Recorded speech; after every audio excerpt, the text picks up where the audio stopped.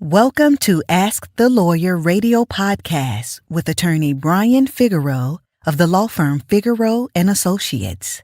This podcast features a recording of our most recent radio show aired weekly in New York City.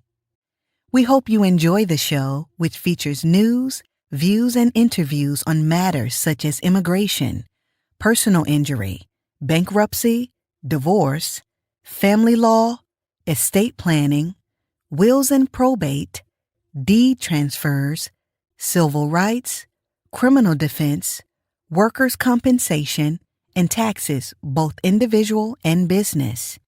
You can contact us at 855-768-8845 or visit us at www.askthelawyer.us.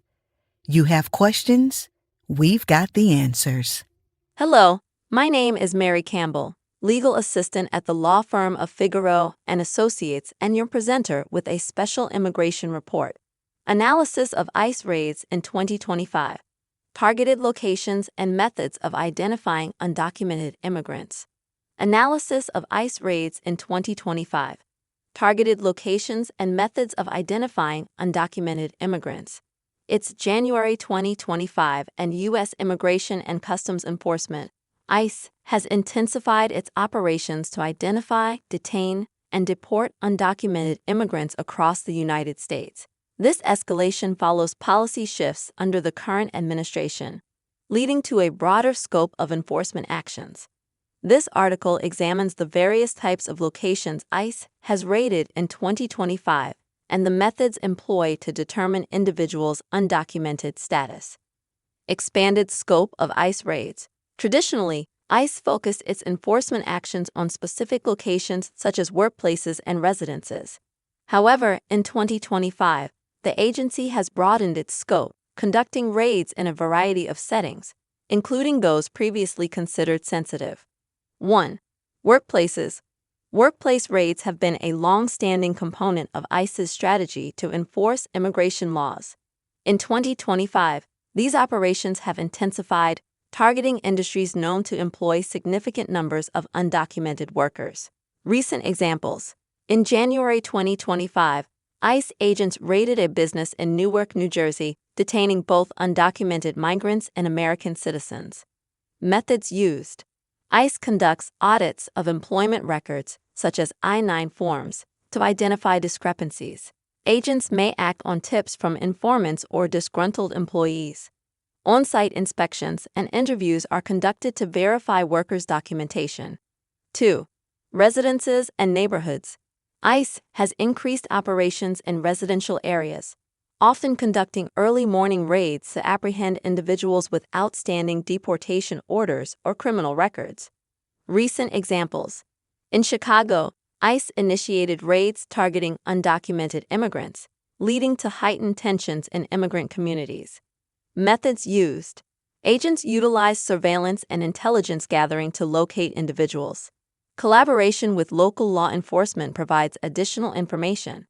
Use of Blackie's warrants, a type of civil search warrant, allows agents to enter private premises. 3. Public spaces and transportation hubs. In 2025, ICE has expanded its operations into public spaces and transportation hubs, areas that were previously less targeted. Recent examples. Reports indicate that ICE agents have conducted enforcement actions in public areas, though specific instances are less documented. Methods used. Setting up checkpoints to request identification from individuals. Boarding buses and trains to conduct random checks. Utilizing surveillance technologies to monitor public spaces. 4. Sensitive locations. A significant policy shift in 2025 has been the removal of restrictions on enforcement actions in sensitive locations such as schools, churches, and hospitals. Policy change. The administration rescinded previous guidelines that limited ICE operations in these areas, arguing that law enforcement should not be restricted. Implications. This change has led to increased fear within immigrant communities, with concerns that individuals may avoid seeking essential services due to the threat of enforcement actions. Methods of identifying undocumented individuals.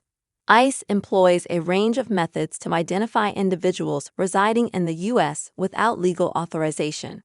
1. Database cross-referencing. ICE leverages various databases to track and identify undocumented individuals. Technological tools. The Hurricane Score, an AI-powered tool, assesses the risk of individuals absconding. The Smart Link app is used for location tracking of individuals awaiting court proceedings. 2. Surveillance and monitoring. Advancements in surveillance technology have enhanced ICE's ability to monitor and track individuals. Methods. Use of GPS tracking devices and ankle monitors. Monitoring of social media and online activities. Deployment of facial recognition technology in public spaces. 3. Collaboration with other agencies. ICE collaborates with various federal and local agencies to gather information and conduct enforcement actions. Expanded authority. In January 2025, the Department of Homeland Security authorized personnel from agencies such as the DEA, ATF, and U.S. Marshals to assist in immigration enforcement, broadening the scope of operations. 4. Community informants and tips. ICE relies on information from community members to identify and locate undocumented individuals. Methods. Encouraging the public to report suspected undocumented individuals. Establishing hotlines and online portals for anonymous tips. Building relationships with local communities to gather intelligence. Conclusion. In 2025, ICE has significantly expanded its enforcement operations, targeting a wider array of locations and employing advanced methods to identify undocumented individuals. The removal of restrictions on sensitive locations and the integration of advanced surveillance technologies represent a notable shift in immigration enforcement strategy. These actions have profound implications for immigrant communities and raise important questions about civil liberties and the balance between enforcement and humanitarian considerations. Do you have a legal issue, question, or concern? Turn to Ask the Lawyer. You have questions? We've got answers. For a consultation or to refer a client, visit www.askthelawyer.us. Again, www.askthelawyer.us. You can also register for our paralegal program, get legal news, business consults, or other information on educational issues. Yes, ask the lawyer. You have questions? We've got answers. For a consultation or to refer a client, visit www.askthelawyer.us. Again, www.askthelawyer.us.